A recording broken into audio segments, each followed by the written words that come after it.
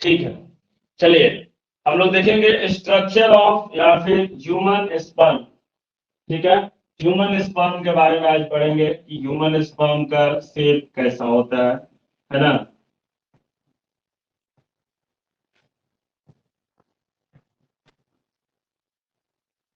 Human sperm, ठीक है, दिखाई दे रहा है लिखा हुआ।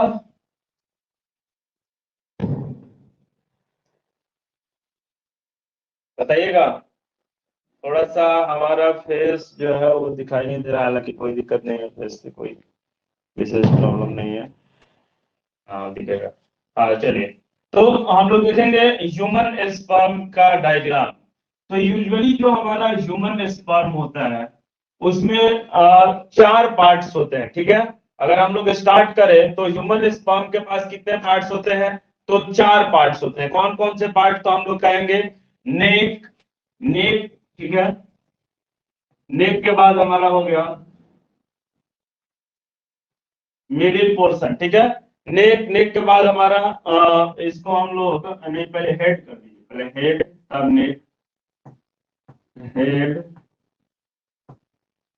नेक।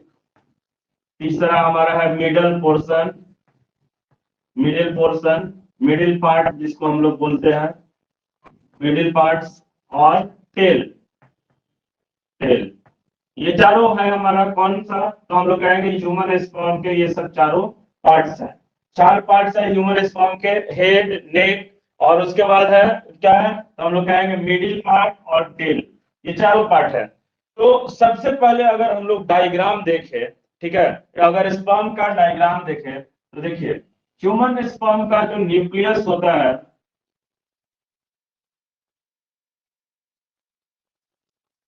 वो कुछ इस तरह का होता है, न्यूक्लियस।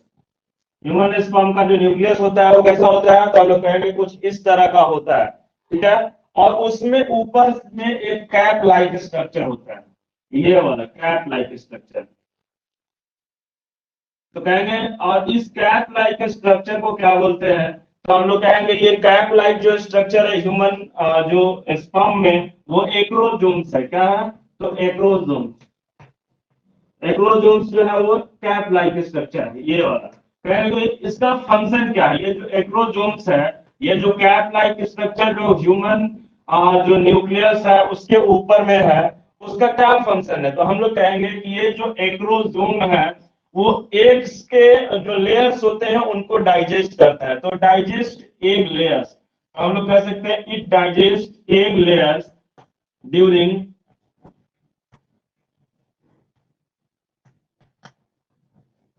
एग्स के लेयर को क्या करता है ये? तो हम लोग कहेंगे डाइजेस्ट करता है एग लेयर्स ड्यूरिंग फर्टिलाइजेशन। ठीक है, फर्टिलाइजेशन के दौरान क्या होता है? तो हम लोग कहेंगे फर्टिलाइजेशन के दौरान जब ये स्पर्म जो है एग्स में इंटर होना चाहता है, ठीक है, जैसे ही ये स्पर्म जो है वो एग्स में इंटर होना चाहता है, तो इंटर होने के समय में ये जो एक्रोजोम्स है वो एक्रोजोम्स क्या करता है? तो हम लोग कहेंगे ये एक्रोजोम्स जो एग्स का लेयर है उस लेयर को डाइजेस्ट करता है, और ताकि ये आसानी से क्या हो सके? इन कर सके। ये न्यूक्लियस है, न्यूक्लियस जो है उसमें बहुत सारे क्या होते हैं? तो जेनेटिक मटेरियल भरे होते हैं। ठीक है, जेनेटिक मटेरियल न्यूक्लियस में भरे होंगे। तो हम लोग कहेंगे कि nucleus is filled with genetic material. ठीक है, न्यूक्लियस क्या है? तो इसमें जेनेटिक मटेरियल भरे होंगे, जेनेटिक मटेरियल, मटेरियल्स किसमें होंगे? तो न्यूक्लियस में जेनेटिक मटेरियल्स भरे रहेंगे। ठीक है, यहाँ पे स्मॉल डिप्रेशन दिख रहा है। डिप्रेशन मतलब यहाँ का रीजन जो है वो दब रहा है, जिसको हम लोग क्या बोलते हैं? ह्यूमन स्पर्म का नेक पार्ट बोलते हैं। ठीक है, यहाँ से हमारा स्पर्म कुछ इस तरह का हो जाता है, यहाँ पे जो इस तरह दिख रहा है ना। तो अब देखेंगे कि ये जो हेड है इसके ऊपर में कवरिंग होता है जिसको प्लाज्मा मेम्ब्रेन बोलते हैं। ठीक है, हेड के ऊपर में कवरिंग है जिसको हम लोग प्लाज्मा मेम्ब्रेन बोलते हैं, और ये कवरिंग जो है वो टेल तक हो जाता है जी। और एक कवरिंग और होता है, उसको बाद में देखेंगे। अभी पहले इतना ध्यान रखिएगा कि along with nucleus and acrosome एक वॉल जो है इन दोनों को कवर करता है, जो हमारा प्लाज्मा मेम्ब्रेन है। क्या है? तो हम लोग कहेंगे प्लाज्मा मेम्ब्रेन है। ठीक है, बताइए, किसी को कोई दिक्कत है? आगे बढ़े हम? किसी को कोई प्रॉब्लम हो रहा है? बताइए कमेंट सेक्शन में, दिख रहा है कि नहीं?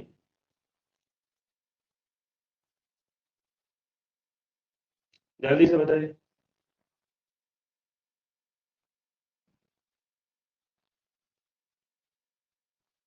ठीक है, देखिए, हम लोग देखें यहाँ पे स्पर्म के डायग्राम को देख रहे थे। स्पर्म के डायग्राम में क्या क्या देखे, तो ये न्यूक्लियस दिखाई दिया हम लोग को। न्यूक्लियस कैसा होता है, तो हम लोग कहेंगे क्रोमेटिड्स जब स्पर्म में कन्वर्ट होते हैं तो बहुत ज्यादा ही मॉडिफिकेशन होता है। ठीक है, क्रोमेटिड्स जब किसमें कन्वर्ट होते हैं तो स्पर्म में कन्वर्ट होते हैं। मतलब स्पर्मियोजेनेसिस जब होता है उस समय इसका न्यूक्लियस थोड़ा सा फ्लैट हो जाता है। फ्लैट होने के साथ साथ, न्यूक्लियस फ्लैट होने के साथ इसमें जो है कुछ नॉन इसेंशियल जो मटेरियल है उसको ये बाहर निकाल देता है। ठीक है, और जैसे कि आरएनए हो गया, ठीक है, आरएनए वगैरह को ये क्या कर देता है, खत्म कर देता है। अब कहेंगे इसमें कौन सा जेनेटिक मटेरियल होता है, तो कहेंगे डीएनए और कुछ बेसिक प्रोटीन्स होते हैं। ठीक है, क्या होते हैं, तो डीएनए और कुछ बेसिक प्रोटीन। तो हम लोग यहाँ पे लिख सकते हैं कि डीएनए और बेसिक प्रोटीन होता है। बस यही बच जाता है इसमें जो इसका काम करता है, बेसिक प्रोटीन। ठीक है, आगे अगर हम लोग देखेंगे तो यहाँ पे दो सेंट्रियोल है, नेक पोर्शन में दो सेंट्रियोल है। यहाँ पे नेक पोर्शन में क्या है, तो दो सेंट्रियोल है। ठीक है, समझ में आ रहा है? ये जो नेक पोर्शन है वहां पे दो सेंट्रियोल है। एक को प्रोक्सिमल सेंट्रियोल बोलते हैं और नीचे वाला को डिस्टल सेंट्रियोल बोलते हैं। ये हमारा क्या है, तो प्रोक्सिमल सेंट्रियोल्स। ठीक है, प्रॉक्सिमल सेंट्रियोल्स, सेंट्रियोल्स। और नीचे वाला क्या है, तो हम लोग कहेंगे नीचे वाला जो है वो डिस्टल है, डिस्टल सेंट्रियोल है, डिस्टल सेंट्रियोल्स। कहेंगे दोनों का काम क्या है, तो हम लोग कहेंगे कि जो प्रॉक्सिमल सेंट्रियोल्स है, ये वाला जो सेंट्रियोल्स है, तो इस ये बोल सकते हैं कि ये स्पिंडल फॉर्मेशन करता है ड्यूरिंग फर्स्ट माइटोटिक डिवीजन, है ना। हेल्प इन, इधर लिख सकते हैं इसके वर्ड को कि हेल्प इन क्या करता है, तो लिखेंगे help in formation of spindle, formation of spindle, spindle during first, during first, during first क्या, तो जाइगोटिक डिवीजन, जाइगोटिक डिवीजन। पहला जो जाइगोटिक डिवीजन होता है उस दौरान ये क्या करता है, तो हम लोग कहेंगे उस दौरान जाइगोटिक डिवीजन के दौरान ये स्पिंडल फॉर्मेशन करता है, formation of spindle during first zygotic division. ठीक है, कौन करता है ऐसा, तो हम लोग कहेंगे कि ये जो प्रॉक्सिमल सेंट्रियोल है वो। और डिस्टल सेंट्रियोल का क्या काम है, तो जो डिस्टल सेंट्रियोल्स है वो कुछ स्पिंडल फॉर्मेशन करता है, इस तरह का फॉर्मेशन, ये स्पिंडल बनेगा। ठीक है, डिस्टल सेंट्रियोल स्पिंडल फॉर्मेशन, जहां पे ये हमारा मिडिल पार्ट है, मिडिल पार्ट स्पर्म का क्या है, तो कहेगा मिडिल पार्ट है। ठीक है, इसमें भी क्या होगा, मेम्ब्रेन्स होंगी, मेम्ब्रेन्स होंगी ना, मिडिल पार्ट में भी मेम्ब्रेन्स होंगे। और मिडिल पार्ट्स के पास जो सबसे बढ़िया चीज होता है वो ये होता है, हम लोग कहेंगे कि इसके पास स्पाइरल माइटोकॉन्ड्रिया होता है, इस तरह का स्पाइरल माइटोकॉन्ड्रिया होता है। ये हमारा माइटोकॉन्ड्रिया किस चीज में हेल्प करता है, तो हम लोग कहेंगे स्पाइरल माइटोकॉन्ड्रिया एनर्जी प्रोवाइड करता है। किस चीज के लिए एनर्जी प्रोवाइड करता है, तो हम लोग कहेंगे कि ये स्पाइरल माइटोकॉन्ड्रिया इसको स्विमिंग करने में हेल्प करता है। इसको माइटोकॉन्ड्रिया क्या है, तो हम लोग कहेंगे माइटोकॉन्ड्रिया एनर्जी हाउस भी होता है, तो ये एनर्जी भी प्रोवाइड करने का काम करता है। तो ये कहेंगे कि मिडिल पीस में हमारा होता है स्पिंडल, स्पाइरल माइटोकॉन्ड्रिया। ठीक है, माइटोकॉन्ड्रिया शॉर्ट में लिख दिए mitochondria, spiral mitochondria. Spiral mitochondria क्या करता है, तो कहेंगे कि it help in swimming as well as, swimming के अलावा और किस में हेल्प करता है, स्विमिंग के अलावा ये हेल्प करता है, हम लोग का बोल सकते हैं कि for providing nutrition to sperm, है ना, provide energy, provide energy, energy. बताइए कोई दिक्कत आ रहा है यहाँ तक? उसके बाद यही जो स्पिंडल है वो आगे इस तरह से कैरी हो जाएगा, जो टेल पोर्शन बनाया गई, है ना। टेल जो होता है बहुत लंबा होता है, ठीक है, स्पर्म का जो टेल होता है वो बहुत लंबा होता है। तो यहाँ से इस पे भी क्या होगा, कवरिंग होगा, ये, ठीक है। ये क्या है, तो टेल है इसका, टेल। बताइए कोई दिक्कत आ रहा है अब तक? क्लियर है प्रॉब्लम?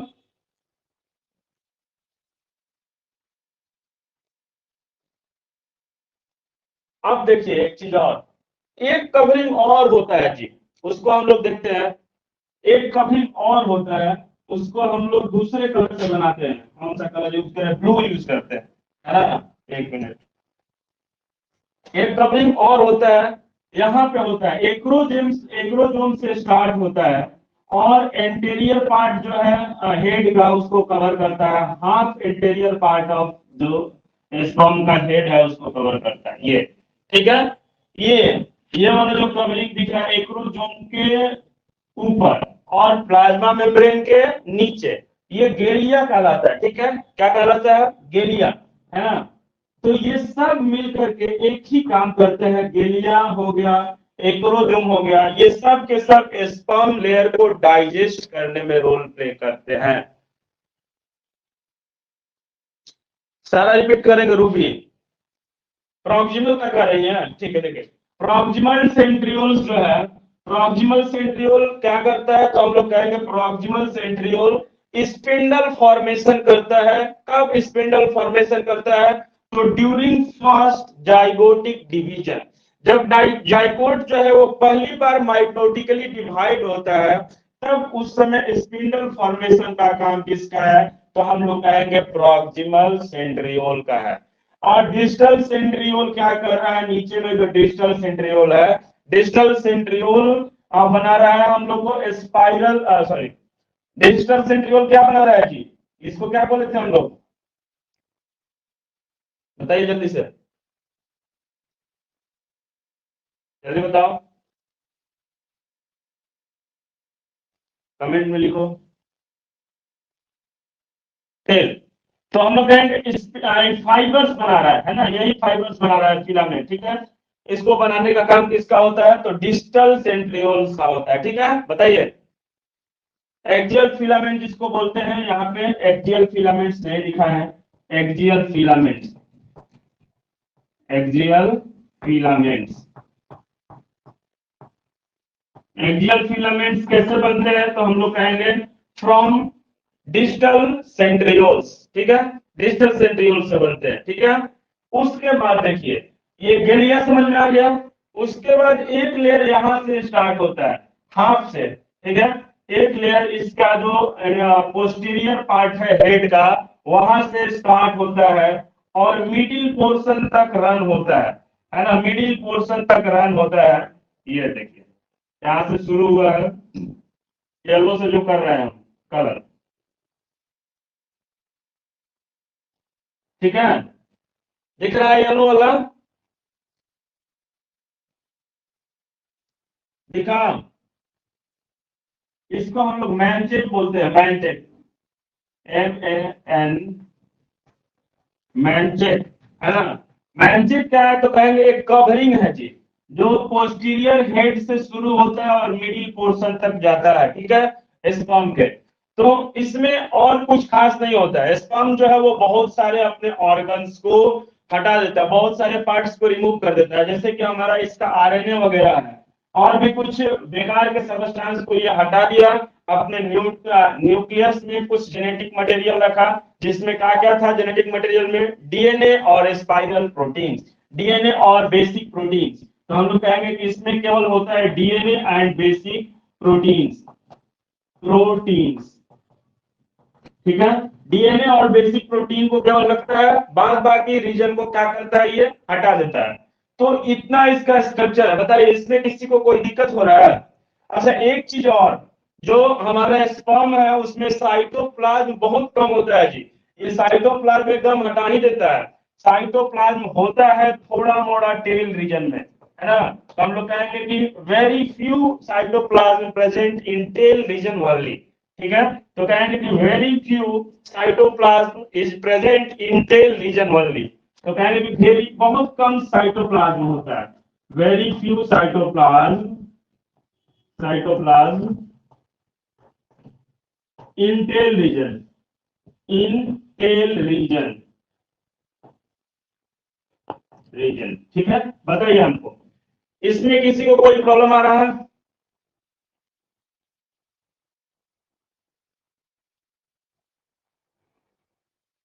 देखिए कॉमन सा क्वेश्चन है सृष्टि, हाँ।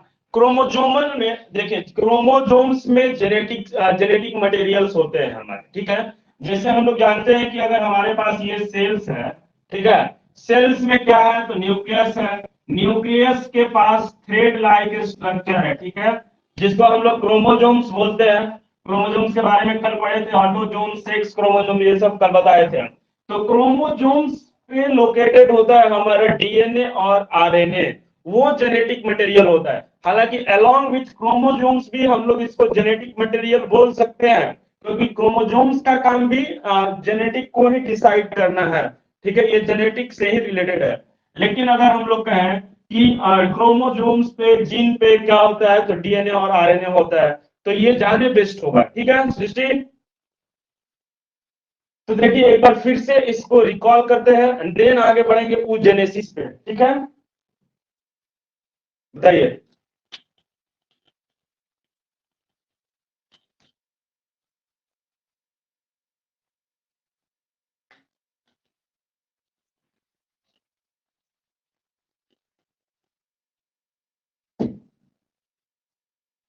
साइड हो जाए, ठीक।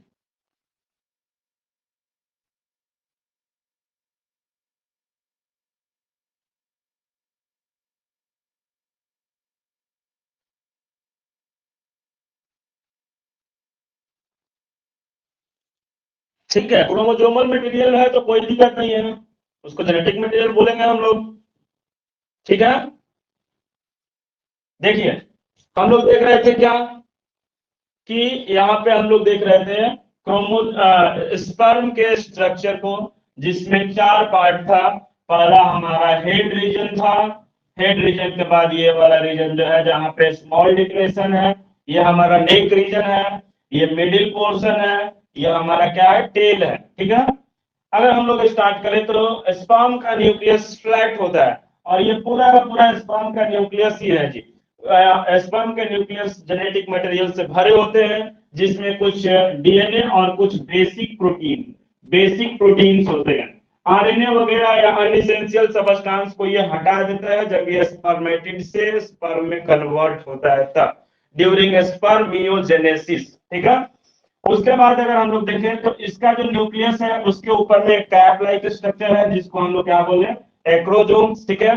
कैप लाइक स्ट्रक्चर के ऊपर में एक कवरिंग है जिसको हम लोग गिलिया बोले, ठीक है।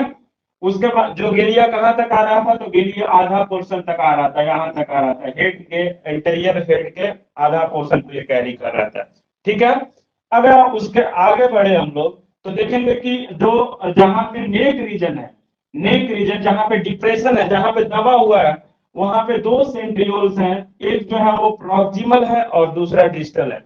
जो न्यूक्लियस के पास है वो प्रॉक्सिमल होगा, जो दूर है वो डिस्टल होगा।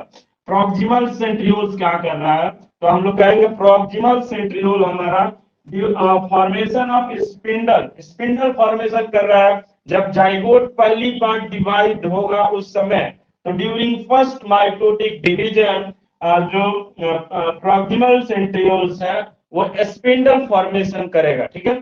डिस्टल सेंट्रियोल्स का क्या काम है तो डिस्टल सेंट्रियोल्स जो है वो कुछ फिलामेंट्स बनाते हैं जो इस तरह से मूव करते हैं, मिडिल पोर्शन, नेक से लेकर मिडिल पोर्शन और टेल तक मूव करते हैं।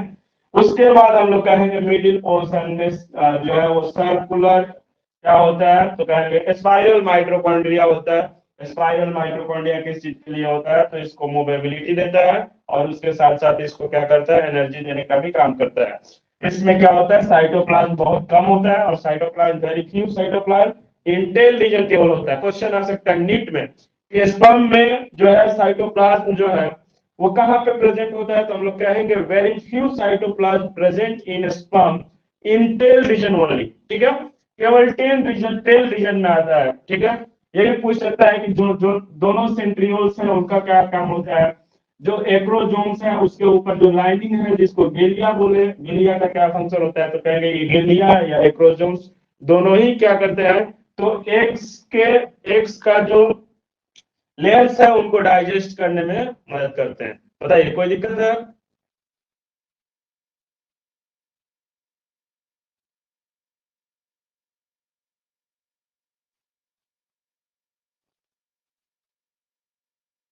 गेलिया, गेलिया एक्रोजोम के ऊपर कवरिंग जो है उसी को गेलिया बोलते हैं जी।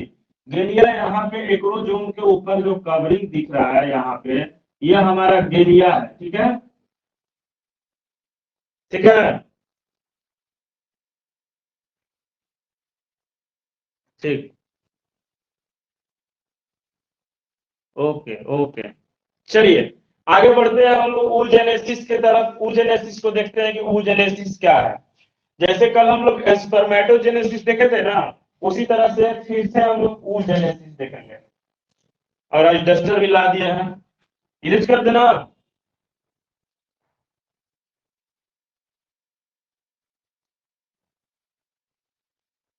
हाँ ठीक।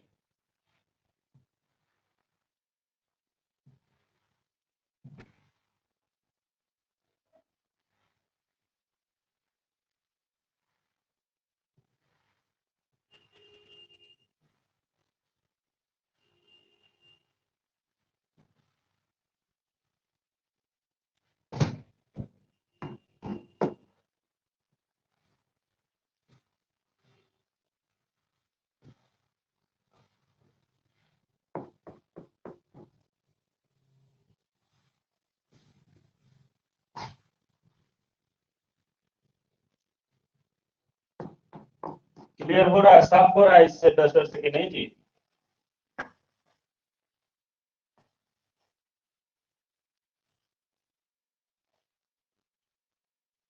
हो रहा है ना?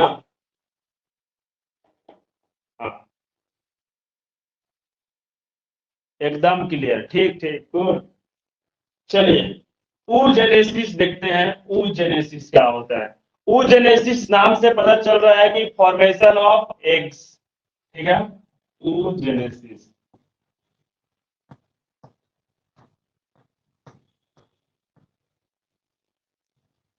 तो इसको हम लोग क्या डिफाइन कर सकते हैं, फॉर्मेशन ऑफ एग्स, है ना। फॉर्मेशन ऑफ एग्स इसको हम लोग लिख सकते हैं, ये क्या है, तो फॉर्मेशन ऑफ एग्स है।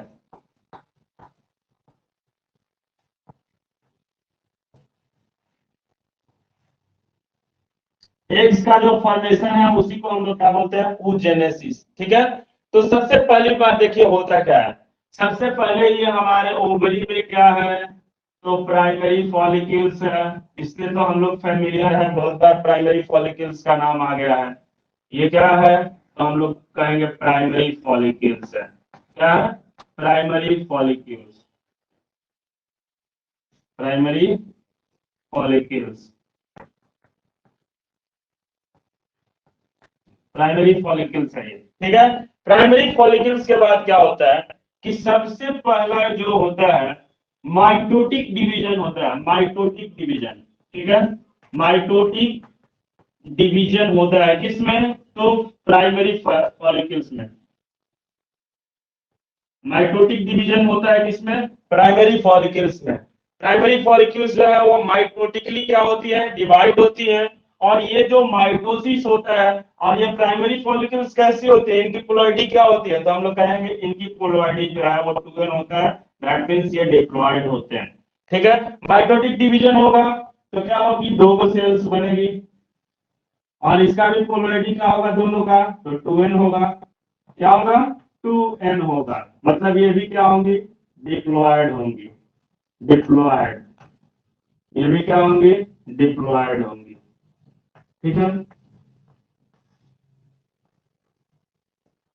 डिवाइड की, कैसे डिवाइड की, तो कहेंगे माइटोसिस हुआ इसमें। ठीक है, नेहा।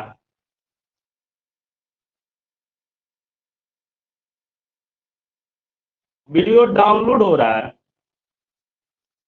एक्चुअली नेटवर्क प्रॉब्लम है। क्या वीडियो डाउनलोड हो जा रहा है? बताइए।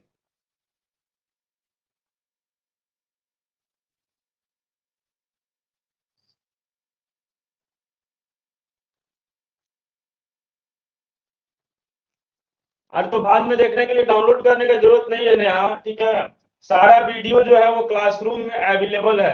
अब 12th बायोलॉजी जो क्लासरूम है हमारा, उसमें इन करेंगे, रिकॉर्डिंग सेक्शन पे जाएंगे, सारा A to Z जैसे जैसे क्लास हुआ है अभी तक का।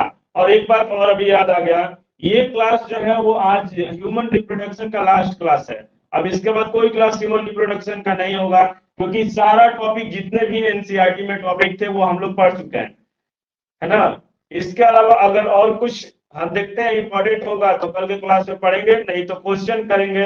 एनसीईआरटी का जो क्वेश्चन है चैप्टर 3 का, उसको कल के क्लास में पूरा समझेंगे हम लोग।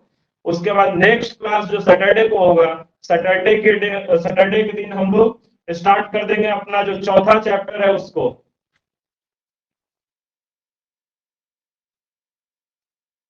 ठीक है, बोलिए। तो फिर से इसमें क्या होगा, ये जो सेल्स है फिर से माइटोसिस करेंगे, फिर से माइटोसिस होगा, दो सेल्स और प्रोड्यूस होंगे, या हम लोग इसको एक ही सेल पे देख सकते हैं। ठीक है, ये सेल दो सेल प्रोड्यूस की, ये सेल एक भी माइटोसिस करके दो सेल नया प्रोड्यूस कर दी। ठीक है, समझ गए। यहाँ पे क्या हुआ, दोबारा माइटोसिस हुआ, या एक बार पे भी समझ सकते हैं, लेकिन मल्टीप्लीकेशन फेज है ये। तो मल्टीप्लीकेशन फेज का मतलब जो है, इसमें जो प्राइमरी फॉलिकल्स है वो डिवाइड कर रही है माइटोटिकली, माइटोसिस हो रहा है। तो उसके बाद फिर से एक बार कर देंगे तो थोड़ा ज्यादा अच्छा लगता है, और लगता है कि मल्टीप्लीकेशन हो रहा है। तो ये कौन सा फेज है, तो हम लोग कहेंगे दिस इज मल्टीप्लीकेशन फेज। पहला फेज है मल्टीप्लीकेशन फेज। मल्टीप्लीकेशन का मतलब क्या हुआ जी, ये मल्टीप्लाई कर रहा है, 1 से 2, 2 से 4, है ना, ये मल्टीप्लीकेशन हो रहा है।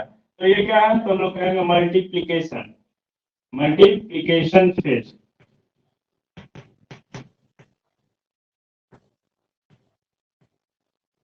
ठीक है, ये मल्टीप्लीकेशन फेज है जिससे मल्टीप्लीकेशन हो रहा है। ठीक है, आगे क्या होता है, अच्छा, ये जो है ये क्या होंगी, तो अभी तक ये कैसे होंगी, तो 2n होंगी। कैसे होंगी, तो 2n होंगी, अभी तक 2n है।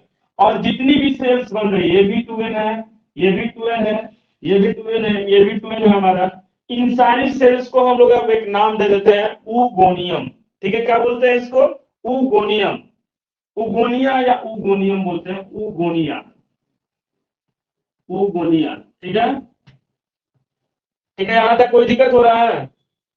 ऊगोनिया हुआ, ये एक ऊगोनिया, ये दूसरा ऊगोनिया, ये तीसरा हमारा ऊगोनिया, और ये चौथा ऊगोनिया। ठीक है, 4 ऊगोनिया फॉर्म हो गया। उसके बाद इसमें एक प्रोसेस होता है जिसको हम लोग बोलते हैं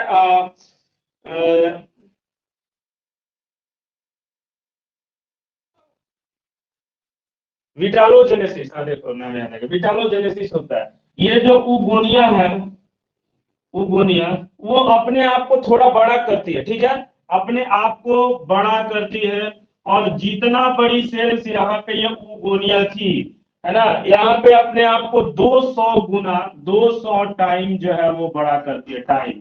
ठीक है, टाइम्स। कैसे बड़ा करती है 200 टाइम अपने आप को, तो हम लोग कहेंगे इसमें विटालो, विटालोजेनेसिस हुआ। ठीक है, क्या हुआ, तो हम लोग कहेंगे विटालोजेनेसिस हुआ इसमें, है ना, विटालोजेनेसिस। और उसके बाद इसमें विटालोजेनेसिस में क्या होता है कि इसमें यॉक भर जाता है, यॉक समझ रहे हैं ना, यॉक भर जाता है, यॉक। तो हम लोग कह सकते हैं कि अपने जो ये ओगोनिया है वो अपने आप को बड़ा करती है, डेवलप करती है, इसको ग्रोथ फेज बोलते हैं। दूसरा जो फेज होता है वो ग्रोथ फेज, ग्रोथ फेज है ये, जिसमें क्या हुआ, यॉक भर गया इसमें। अब देखिए, अब अलग अलग एनिमल में अलग अलग होता है जी। जैसे फ्रॉग जो है, फ्रॉग में देखा गया है कि जो उगोनिया है वो अपने आप को क्या करती है, तो 2000 गुना बड़ा करती है जी। इन फ्रॉग्स उगोनिया अपने आप को 2000 गुना बड़ा करती है और ये अब बन जाती है प्राइमरी oocyte। ठीक है, अब यहाँ पे ये क्या बन गई, ये हमारी हो गई प्राइमरी oocyte। क्या हो गई, प्राइमरी oocyte हो गई। बताइए किसी को कोई दिक्कत हो रहा है, oocyte। ठीक है, हाँ फ्रॉग के केस में क्या बताया कि फ्रॉग के केस में इन फ्रॉग, फ्रॉग में क्या होता है, तो फ्रॉग में जो ये ऊगोनियम है, ऊगोनियम, ऊगोनियम अपने आप को कितना गुना बड़ा करता है, तो 2000 टाइम्स। ठीक है, 2000 टाइम्स बड़ा करता है और तब कन्वर्ट होता है किसमें, तो हम लोग कहेंगे प्राइमरी oocyte में कन्वर्ट होता है, प्राइमरी oocyte में, प्राइमरी oocyte में। ठीक है, ड्रोसोफिला के केस में ये अपने आप को 9000 गुना बड़ा करता है।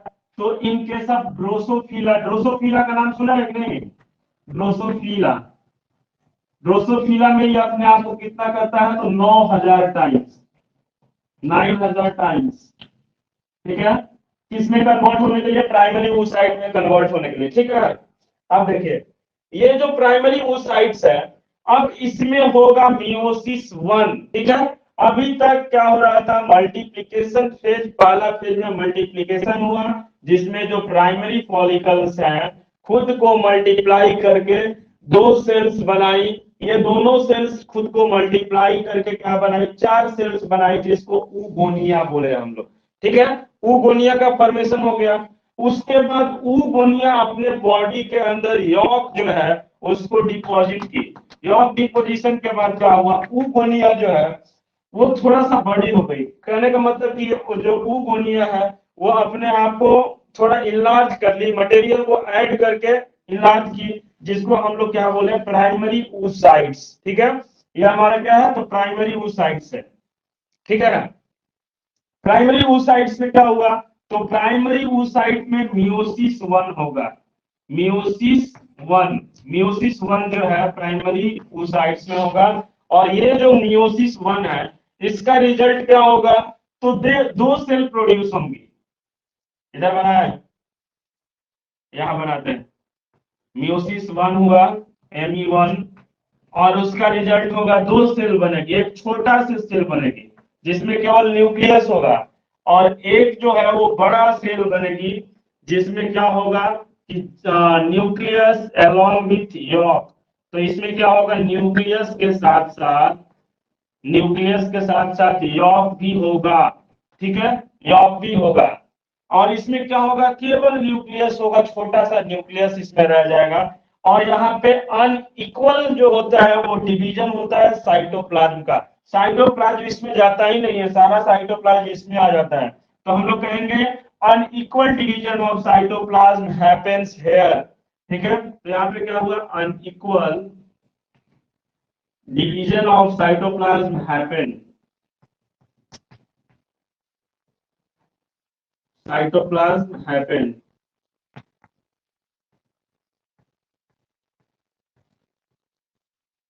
अनइक्वल डिवीजन हुआ। ठीक है, इसमें साइटोप्लाज्म आया ही नहीं। ठीक है, और ये इसमें सारा साइटोप्लाज्म डिपॉजिट हो गया, और जिसमें साइटोप्लाज्म,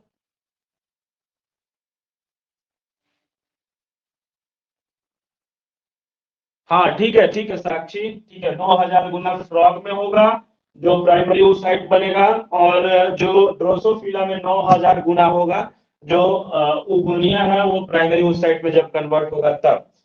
अब देखिए ये जो छोटा सेल प्रोड्यूस हुआ, इस छोटे से सेल को हम लोग बोलते हैं पोलर बॉडी। क्या बोलते हैं, पोलर बॉडी। क्या बोले, पोलर बॉडी। ठीक है, पोलर बॉडी। और एक जो बड़ा सा सेल प्रोड्यूस हुआ जिसमें यॉक भी भरा हुआ था उसको हम लोग क्या बोलते हैं, सेकेंडरी oocyte। सेकेंडरी oocyte से कुछ याद आया आप लोग को, सेकेंडरी oocyte से कुछ याद आया, जो याद आया जिसको वो लिखिए कमेंट में, क्या क्या याद आ गया सेकेंडरी oocyte देखने के साथ, कमेंट सेक्शन में लिखिए सेकेंडरी oocyte का नाम सुन के क्या याद आ गया।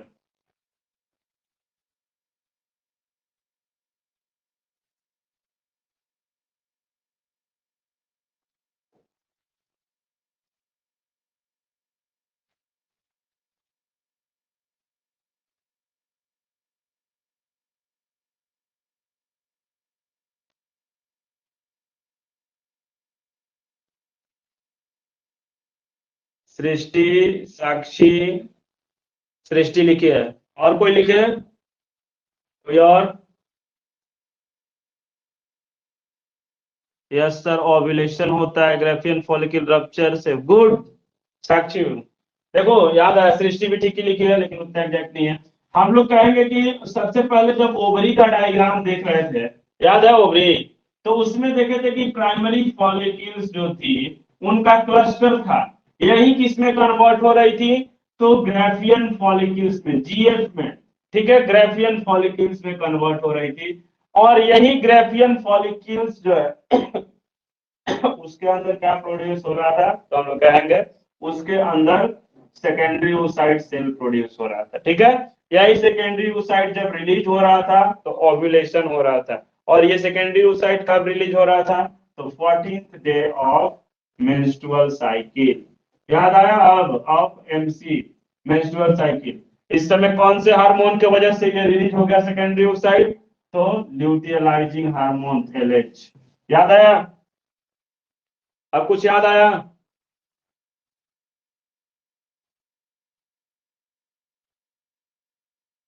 हाँ,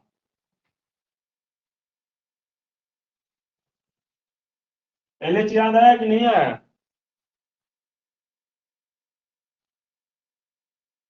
कि गाना याद आ गया? ये बताइए हमको जल्दी से।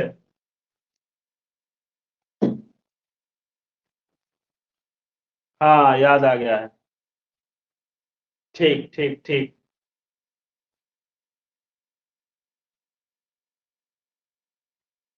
अच्छा, सुनाए ही नहीं थे तो हम सिंगर थोड़े हैं तो हम ऐसे ही बोल दिए थे। देखिए, तो यहाँ पे अगर हम लोग देख रहे थे तो यहाँ पे हमारा क्या दिखा? तो हम लोग कहेंगे कि सेकेंडरी oocyte यहाँ से रिलीज हो रहा था, ये सब चीजें हम लोग देख चुके थे। और ये जो सेकेंडरी oocyte ओव्यूलेशन, तो यहाँ पे एक पोलर बॉडी बना और दूसरा सेकेंडरी oocyte बन गया। और पोलर बॉडी और सेकेंडरी oocyte में अंतर क्या है? तो दोनों प्राइमरी से ही डिवाइड हुए हैं, लेकिन इसमें क्या रह गया? केवल न्यूक्लियस रह गया, ठीक है। और इसमें बड़ा सा जो सेल्स है, इसमें साइटोप्लाज्म भी रह गया, ठीक है सृष्टि। इसमें क्या रह गया? तो साइटोप्लाज्म भी रह गया, ठीक है। तो इसलिए हम लोग कहेंगे कि ये हमारा सेकेंडरी oocyte है, ठीक है। और सेकेंडरी oocyte के बाद भी एक डिवीजन होता है जी, ठीक है। कब होता है? तो हम लोग कहेंगे कि ये जो सेकेंडरी oocyte है, जैसे ही इसमें स्पर्म इंटर करना चाहता है तो ये सेकेंडरी oocyte भी डिवाइड कर जाती है। यहां बनाते हैं, है ना, सेकेंडरी oocyte जो है, oocyte। अच्छा, कहेंगे कि अच्छा ये पोलर बॉडी का क्या होगा? ये पोलर बॉडी डीजेनरेट हो जाएगा जी। ये जो पोलर बॉडी है वो डीजेनरेट हो जाएगा, या फिर अगर इसमें माइटोसिस हुआ तो एक आध जनरेशन तक और एक बार माइटोसिस हुआ, उसके बाद इसको फाइनली डीजेनरेट ही होना होता है, ठीक है। क्योंकि इसके पास साइटोप्लाज्म है ही नहीं, यॉक है ही नहीं, तो इसमें कितना देर तक डिवीजन होगा? मुश्किल से एक डिवीजन और होगा। ये क्या हो जाएगा? तो फाइनली क्या हो जाएगा? खत्म हो जाएगा पोलर बॉडी, सेकेंडरी oocyte रह जाएगा। सेकेंडरी oocyte में फिर डिवीजन कब होता है? तो हम लोग कहेंगे सेकेंडरी oocyte में डिवीजन तब होता है जब स्पर्म इसके पास आता है, ठीक है। स्पर्म इसके नजदीक आता है और इंटर करना चाहता है इसमें तब, ठीक है। जैसे ही स्पर्म इसमें इंटर करता है, सेकेंडरी oocyte फिर से डिवाइड हो जाती है, ठीक है। सेकेंडरी oocyte एक बार फिर डिवाइड होती है और फिर से अनइक्वल डिवीजन यहाँ पे होता है, फिर से एक पोलर बॉडी बनती है और दूसरा फिर से ये क्या बनता है? तो मियोटिड बनती है, ठीक है। क्या बनता है? ओटिड, सॉरी मियोटिड का है, ओटिड। ओटिड या स्पर्म या एग्स तब जाके बनता है जी, है ना। ओटिड कब बनता है? ओटिड, ओटिड या स्पर्म, सॉरी, एग्स या ओवम, स्पर्म कर रहे हैं, एग्स या ओवम, ओटिड। देखिए एक बार फिर से, सेकेंडरी oocyte जो है तब डिवाइड करती है जब स्पर्म इसमें इंटर कर जाता है या इंटर करने वाला होता है तब। जैसे ही इंटर करने वाला होता है ये फिर से माइटोसिस कर मियोसिस करती है, meiosis to, Me2, meiosis to करती है। और क्या होता है? तो ये एग्स में कन्वर्ट हो जाता है, ठीक है। और ये कैसा मियोसिस होगा? इक्वेशनल मियोसिस होगा। यहाँ पे जो मियोसिस था वो क्या हुआ था? वो रिडक्शनल मियोसिस था। और यहाँ पे 2n जो था प्राइमरी oocyte, वो एन और एन में कन्वर्ट हो गई थी। ठीक है, एक पोलर बॉडी और एक जो है वो किस में मिल गया था, तो हम लोग कहेंगे सेकेंडरी oocyte में। सेकेंडरी oocyte यहाँ पे पहले से क्या है, तो इसका प्लोइडी क्या है, तो हैप्लॉइड है। सेकेंडरी oocyte में इक्वेशनल डिवीजन होगा और एक सेकेंडरी पोलर बॉडी, यहाँ पे एक पोलर बॉडी बनेगी जिसको क्या बोलेंगे, secondary polar body, secondary polar body. और दूसरा क्या बन जाएगा, तो बड़ा सा जो सेल बनेगा वो हमारा एक्स होगा या ओटिड होगा, बताइए। बड़ा सेल बनेगा यही एक्स, ओटिड, ओवम जो हम लोग कह रहे हैं वो। ये बताइए पूरा प्रोसेस समझ में आया कि नहीं आया, ये बता दीजिए हमको।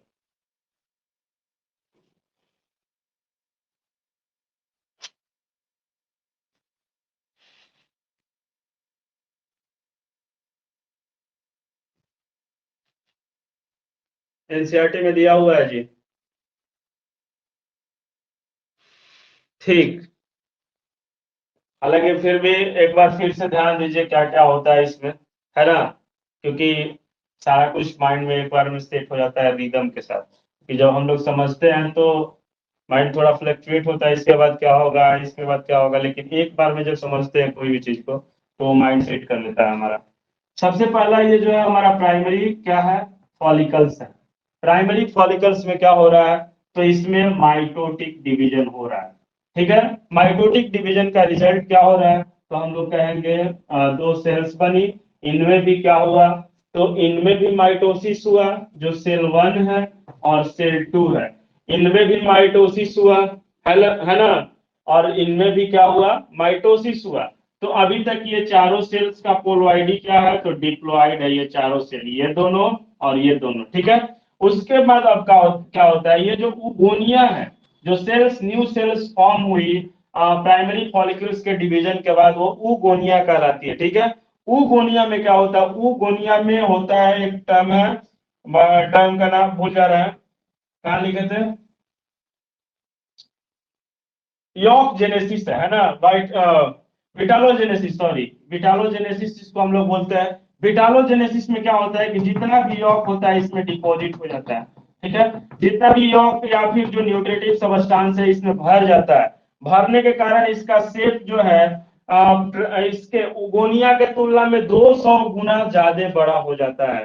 फ्रॉग में उगोनिया जब प्राइमरी oocyte में कन्वर्ट होता है तो उगोनिया जो है उसका प्राइमरी oocyte का जो शेप होता है वो 2000 गुना होता है किसके, उगोनिया के।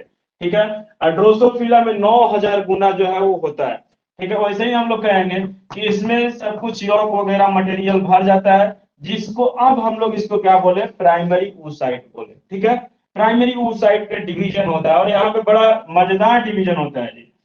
प्राइमरी oocyte इतना दिमाग से डिवीजन करती है कि दो डिवीजन होता है, एक में केवल न्यूक्लियस डाल देती है ना, और एक में क्या होता है कि सारा मटेरियल जो है वो भर लेते हैं। जैसे होता ना कि जब मान लो खाना खाने बैठे हम लोग, है ना, तो मान लो चिकन ही खा रहे हैं, तो एगो में खाली थोड़ा मान दो चार हड्डी फेंक दिया, एगो में सारा मटेरियल चावल वावल सब भर दिए इसमें, है ना। क्योंकि अगर आधा आधा डिवीजन करते हैं तो क्या होता है, जो भी मटेरियल था वो बट जाता ना जी, तो इसमें क्या होगा, सारा मटेरियल एक एक में रह जाएगा। ऐसा दिमाग लोग लगाते हैं ना, तो ये दिमाग से डिवीजन कर ली, और इसको मियोसिस 1 बोलते हैं। ये क्या है, मियोसिस 1। ठीक है, मियोसिस 1 होता है सब। और उसके बाद इसी को हम लोग क्या बोलते हैं, ये जो सेल बना ये हमारा सेकेंडरी oocyte है, और ये क्या बन गया, पोलर बॉडी। अच्छा ठीक है, ठीक, सृष्टि खाती है ना, ठीक है, कोई बात नहीं, इसमें ध्यान देना है ना, ये वाला पे, कि ये जो है प्राइमरी oocyte जो है वो किसमें कन्वर्ट हो रहा है, एक पोलर बॉडी में और एक सेकेंडरी oocyte में। ठीक है, सेकेंडरी oocyte पर डिवीजन कब होता है, जब स्पर्म इंटर करता है तब। स्पर्म जैसे ही इंटर करता है ये फिर से वही डिवीजन होता है, लेकिन यहाँ पे रिडक्शनल डिवीजन था, मियोसिस 1, इसीलिए मियोसिस का टाइप यहाँ पे चेंज हो गया। क्रिटिकल क्वेश्चन अगर दिमाग का अगर पूछा जाए तो ये पूछा जा सकता है कि जो प्राइमरी oocytes है उसमें जो मियोसिस 1 होता है और जो हमारा सेकेंडरी oocyte है उसमें मियोसिस 2 होता है। दोनों में अंतर क्या है? तो कहेंगे प्राइमरी oocyte जब कन्वर्ट होती है सेकेंडरी oocyte में, दैट मींस मियोसिस 1 के रिजल्ट से, तो उस समय जो मियोसिस होता है वो रिडक्शनल मियोसिस होता है, और यहाँ पे जो मियोसिस होता है वो इक्वेशनल मियोसिस होता है। ठीक है, अभी तक चिकन का ही सब लिख रही। अच्छा, तो ये चैप्टर जो है वो लगभग खत्म हो चुका है, पूरा खत्म हो गया, कुछ बाकी नहीं है। आप लोग एनसीईआरटी से देख लीजिए कि कुछ बाकी तो नहीं है। बताइए, कुछ पोर्शन बाकी है तो याद दिला दीजिए हमको। अच्छा, पोलर बॉडी डिजेनरेट क्यों होता है? पोलर बॉडी का कोई काम नहीं बच जाता है, ठीक है रूबी। ये पोलर बॉडी जो होता है इसका अब कोई काम रह ही नहीं जाता है।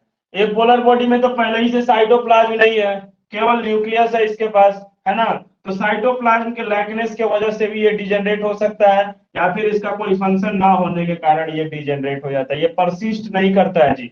हो सकता है कि ये एक बार और माइटोसिस करे, लेकिन ये सर्टेनली इसका जो है वो निश्चित है कि ये डिजेनरेट होगा। ठीक है,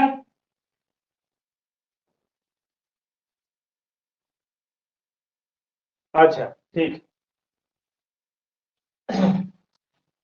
अब बताइए, कोई पोर्शन अगर आप लोग को लग रहा है कि जो छूटा हुआ है तो वो हमको कमेंट में लिखिए, कल पढ़ा देंगे उसको। लेकिन हमारे हिसाब से अब कोई इस चैप्टर में करीबन 9 लेक्चर हुए हैं लगातार, जिसमें सारा नोट्स हमारे पास है, उसको हम शेयर कर देंगे। ठीक है,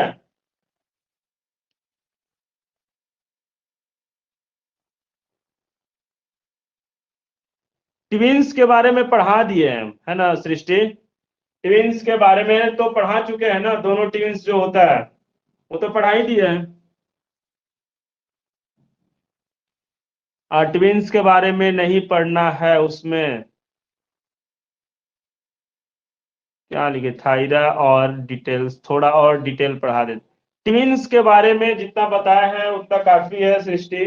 वैसे अगर कहिएगा तो कल के क्लास में ट्विंस के बारे में थोड़ा और बता देंगे, ठीक है। हालांकि ट्विंस में जो दोनों तरह के ट्विंस बनाए थे, बताए थे, वो आपको मिल जाएगा चैप्टर 2 के वीडियो में मिल जाएगा। चैप्टर नहीं, चैप्टर 3 में ही, इसी में मिल जाएगा आपको ट्विंस का वीडियो, देख लीजिएगा। नहीं, अभी टेस्ट कोई नहीं होगा, टेस्ट मंडे को ही होगा। मंडे को क्लास ऑफ रहेगा हर मंडे को, और उसी दिन टेस्ट होगा, क्योंकि वीक में एक दिन ऑफ करेंगे, है ना। तो वीक में हमारे लिए मंडे ही सही रहेगा। तो उसी दिन, जिस दिन ऑफ रहेगा क्लास, उस दिन क्वेश्चन सेट करके दे देंगे आप लोग को, सॉल्व करते रहिएगा। हाँ, नोट्स भेज देंगे, ठीक है तबू, नोट्स सारा आज ही भेज देंगे। और इस चैप्टर का आप लोग का काम है, क्वेश्चन आंसर तो हम कल कराएंगे, क्योंकि अजीत सर बोले थे क्वेश्चन आंसर कराते चलिएगा सर हर चैप्टर का। तो क्वेश्चन आंसर, क्वेश्चन प्रैक्टिस करेंगे हम लोग। लेकिन उससे पहले आप लोग का काम है इस चैप्टर को वर्ड बाय वर्ड पढ़ना, ठीक है। एनसीईआरटी से, और अपने नोट्स को वर्ड बाय वर्ड पढ़ना। ये सब चीजें तो हम लोग पढ़े हुए हैं, तो ज्यादा रिवाइज करने का जरूरत नहीं है, जैसे ही देखेंगे सब कुछ याद हो जाएगा, है ना। लेकिन जब एनसीईआरटी आप लोग उठाएंगे तो एकदम माइंड को सेट करके आराम से एकदम वर्ड बाय वर्ड पढ़िए, विथ साथ में हाइलाइटर, है ना, उसके साथ नोट्स। नोट्स पे कलम वगैरह, पेन वगैरह ये सब रखना चाहिए, है ना। भूजा लेके नहीं बैठेंगे, ठीक है। ये नहीं कि एनसीईआरटी इधर रख दिए, इधर भूजा बना के खा रहे हैं आराम से, है ना, ये सब नहीं करना है।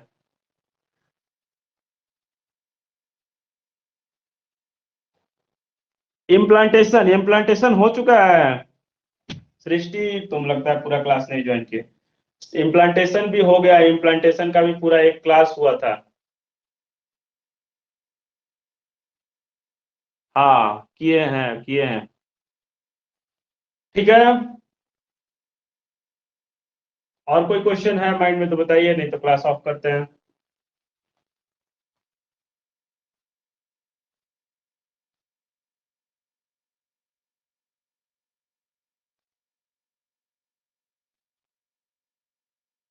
ठीक है, ठीक है, नोट्स अभी हम सेंड कर देते हैं आप लोग के लिए, पूरा नोट्स A to Z इस चैप्टर का, ठीक है। ओके, क्लास को ऑफ कर रहे हैं, थैंक यू।